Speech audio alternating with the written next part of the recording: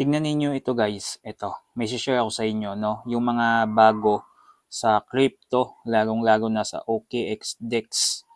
Ito yung token na akala natin ay legit.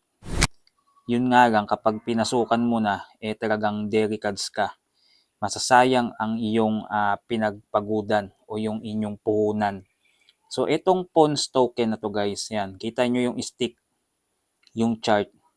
Mahalata nyo na kagad na dinadaya niya yung stick, kumbaga may nagko-control dito at makikita nyo kung sa unang tingin akala nyo legit na pump, na pumapump siya o palong-palo, di ba?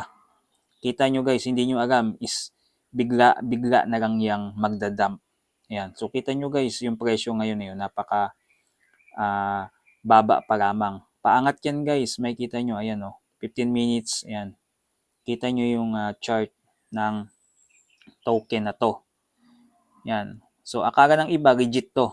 Kung dito ka nakabili, yan, or nakabay, pag ka, lalo na dito kung unang pasok niya.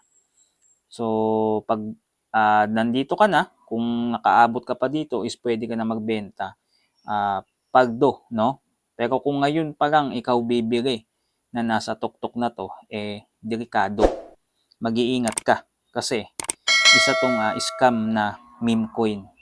Nag-aabang lang yan guys ng papasukan ng mga tao. Halimbawa, may nakita siya ng ibang tao, ng newbie. Sabihin nun, uy, ang ganda.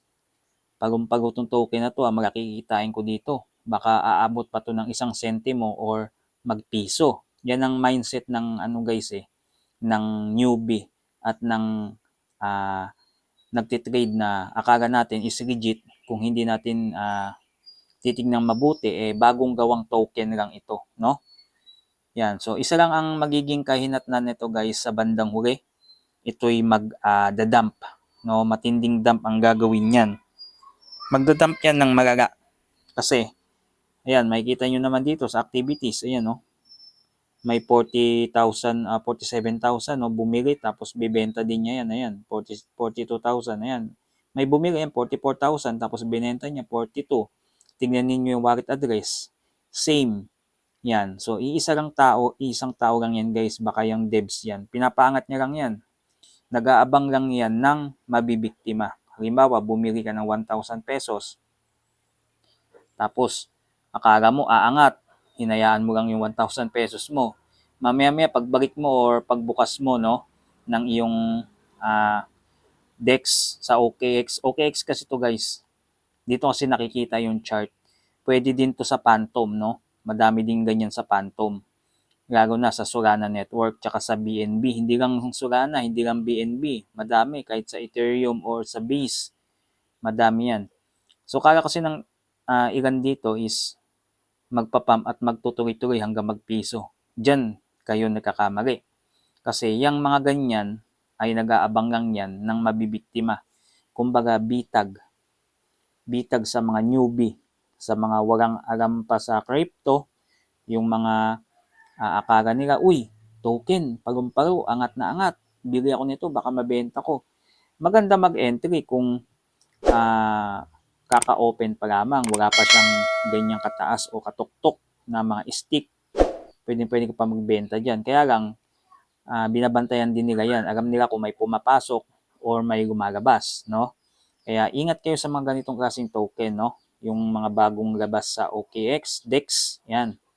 Mas maigi nang mag-trade kayo kung takot kayong kung hindi nyo alam kung paano makita yung scam na token. Pwede kayong mag-trade na lang sa mga exchange kasi kahit paano ay safe ang inyong mga puhunan doon. Dito kasi madali namin malaman kung scam ba tong token na to, kagaya nito.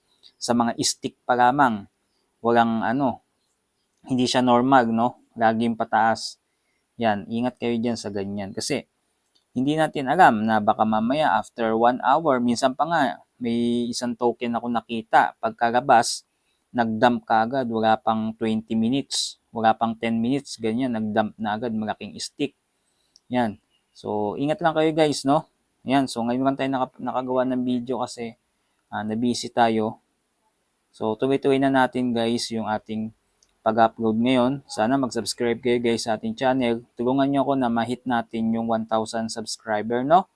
At nang sa ganun ay may pagpatuloy natin yung mga tutorial na kagaya nito. Katulad ng airdrops, yan, mga crypto trading, yan, ganyan. So, madali nating malalaman guys yung isang scam na token. Basta mag-research lang tayo, no? Huwag tayo basta-basta bibili, may nakita kayong ganito. Huwag kayong bibili ng token na ganyan. Kasi, pagka bumili kayo kagad dyan, sinunggaban nyo, ay malalagas ang puhunan nyo. Yan. So, kita nyo naman guys, ayun no, 8% yung sa devs. Yan. 10%, 11% yung sa top 10. Yan. So, pag yan nagbenta yung mga yan, gasog-gasog talaga. Mamaya-maya, baka mamayang gabi or mamaya-mayang 1 hour. Yan. Hindi ko lang alam kung ano. Kasi hindi natin maabangan to guys kasi hindi natin matansya kung kailan siya magdadump. Nag-aabang lang yan ng bitag. Kaya ingat kayo pagka ganyan, no? Ingat kayo. So, yun lang siya guys, no?